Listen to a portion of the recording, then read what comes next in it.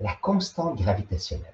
La semaine passée, nous avons fait des calculs en utilisant une équation pour bien comprendre la force gravitationnelle de notre planète et j'ai inclus cette idée d'une constante gravitationnelle. Et quelqu'un a dit, est-ce que l'on peut utiliser les données que l'on connaît pour pouvoir les faire? Donc, on va regarder ça pour commencer aujourd'hui. Donc, lorsque nous parlons d'astronomie, il y a quelques petites forces à considérer. Maintenant, je parle d'astronomie, mais en physique classique, on peut aussi les utiliser. La première, c'est la deuxième loi de Newton, qui est ici, F égale la masse fois l'accélération. Ça, c'est la première équation. Mais en astronomie, on peut le faire avec F égale à M fois G, comme ceci. G étant la gravitation, donc l'accélération gravitationnelle sur notre petite planète. Donc ça, ce sont deux équations utiles. On va voir, la mise au point ce matin se fait intéressant. Voyons voir. C'est intéressant.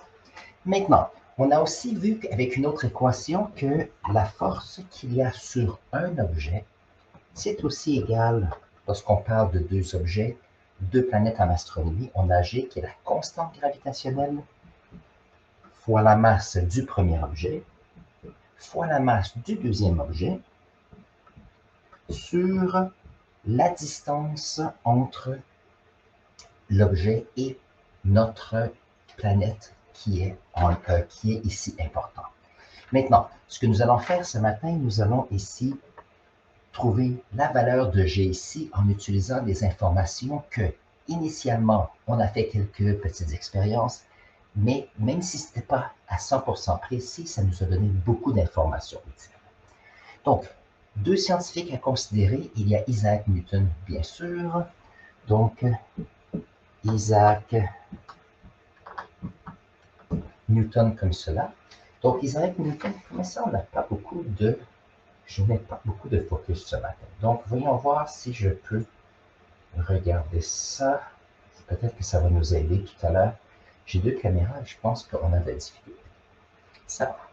Donc, Isaac Newton a cette idée, je ne sais pas, dans l'histoire, on dit qu'il y avait une pomme dans un pommier et cette pomme a tombé par terre. Et donc, suite à cela, il a posé des questions en ce qui concerne la gravitation. Maintenant, Isaac Newton savait que, à quelque part, il y avait une, comment je pourrais dire ça, une relation entre la gravité ainsi que la masse des objets. Il savait que c'était proportionnel, ça veut dire qu'il y avait une constante ici, mais Newton n'avait pas réussi à le faire. Il y a un autre scientifique qui s'appelle Henry Cavendish. Voyons voir, Henry Cavendish, comme ceci. Et Henry Cavendish, qu'est-ce qu'il a fait? Il a fait une expérience en laboratoire et voyons voir si je peux vous montrer qu'est-ce que ceci a l'air. Alors bien sûr, si vous voulez plus de détails, vous pouvez me le dire ou bien sûr, vous pouvez faire un peu de recherche. Donc si on est ici, on va ajouter, voilà. Donc son idée ici, et ça vient d'un document qui vient de Harvard. Alors son idée, c'était la suivante. Si nous avons une grosse sphère qui est ici, et on a deux grosses sphères fixes, et je ne me rappelle pas, je pense que c'était comme 167 kg chacune, je pense, et qu'on met ici une barre avec des petites masses basées sur ici un fil, qu'est-ce qui arrive? C'est que s'il y a gravité, il y aura une torsion ici, les petites boules iront vers les grandes masses qui sont ici. Alors, ce qu'il a fait, c'est qu'il a remarqué le changement d'angle. Donc, il y avait un rayon de lumière qui entrait ici. On a la réflexion. S'il y a un petit changement de torsion, on peut mesurer les angles. Suite à ces informations, il a pu réussir à trouver une valeur de G qui était intéressante. Donc, voyons voir si je peux retourner ici. La valeur de la constante gravitationnelle qu'il avait. Alors, G ici de monsieur était de 6,75 fois 10 à la moins 11, comme cela. Et on a ici des unités qui sont, voyons voir, Nm2K, Newton mètre carré, kilogramme carré. Donc ça, c'était ses calculs qu'il a fait. Maintenant, En continuant nos recherches, ce qui est intéressant, c'est qu'on a fait des approximations de rayons de la planète, approximation de la masse de la planète, pour trouver qu'est-ce que c'est lorsqu'on parle de planète entière et d'astronomie. Très bien. Alors ici, j'ai quelques données qui seront utiles. On prend un rayon moyen d'après ce que l'on savait, en sachant que lorsqu'il y a des éclipses solaires, non, lorsqu'on a des éclipses lunaires, on a la projection de la planète Terre sur la Lune, on a fini par trouver le rayon de la Terre. Basé sur la composition des différentes roches de basalte et autres, on s'est dit qu'on a trouvé une moyenne à peu près de la planète Terre qui était de 5,9 fois 10 à la 24 kg.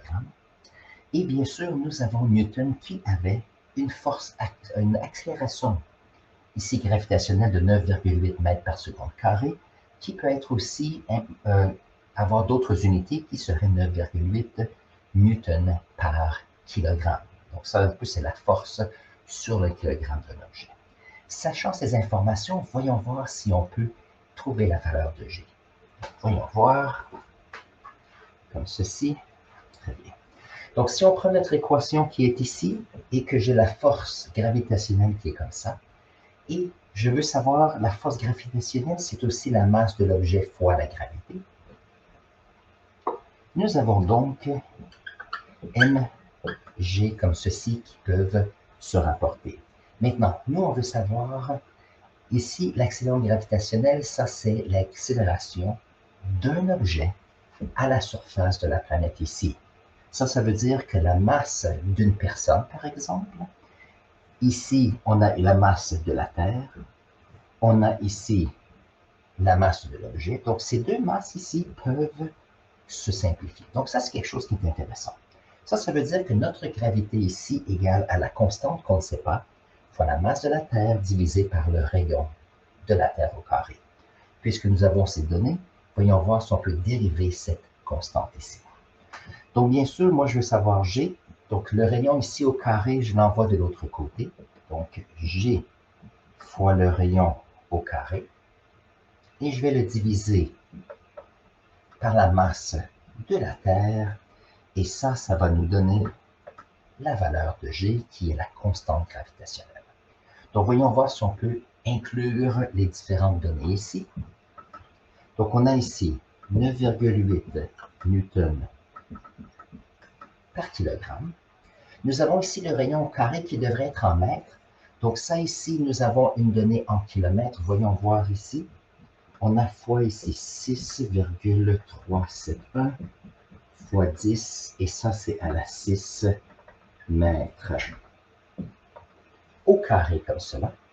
Et ça, on le divise par la masse de la Terre qui est 5,972 fois 10 à 24 kg. Donc ici, on a les données que nous avons de disponibles pour pouvoir bien réussir. Donc voyons voir si on peut faire quelques substitutions pour nous aider. Donc ici, nous avons le rayon. Donc si on prend le rayon ici et on le met au carré, ça ici, on peut le changer et ça devient 40, alors nous allons voir 5, 9. On peut mettre quelques variables, pourquoi pas. 5, 8, 9, 6. 5, 8, 9, 6 fois 10 ici à la 12, comme cela. Donc, on a simplifié un peu. Maintenant, ce que nous allons faire, nous allons multiplier chacun des nombres qui sont ici, qui va me donner 66,61 fois 10. Et ici, nous avons exposant 12 divisé par exposant 24. Donc, on va soustraire les exposants. 12 moins 24 nous donne ici moins 12 comme cela. Regardons si on regarde les données que nous avons 1 newton qui est ici. Ça ici, c'est mètre carré. Nous avons des mètres carrés. Et parce qu'on divise par kilogramme ici et on divise par kilogramme là, nous avons kilogramme ici au carré. Maintenant, si nous avons ceci, on a à la moins 12, mais on a 66. On aimerait avoir un nombre entre 1 et 9,9. Donc, je vais prendre la virgule, je vais la déplacer de ce côté-ci. Alors, au lieu de moins 12, nous allons avoir 11. Et donc, nous allons avoir 6,661, où on peut arrondir ici, voilà, fois 10 à la moins 11 Newton-mètre carré par kilogramme carré. Ça veut dire que si on regarde la valeur de la constante, nous avons ici notre valeur de G, qui est la constante gravitationnelle. Maintenant, cette constante, elle est bonne partout à travers notre univers. Ce qui est intéressant, c'est que ce nombre ici vient du fait que nous avons le rayon que nous savons. Maintenant, si le rayon change de quelques dizaines de kilomètres, ça ne changera pas beaucoup la réponse ici. La gravité ici, nous la savons parce qu'on l'a mesurée. Ici, en ce qui concerne la masse de la planète, nous avons fait une masse qui est une approximation basée sur ce que nous connaissons de la géologie de notre Terre.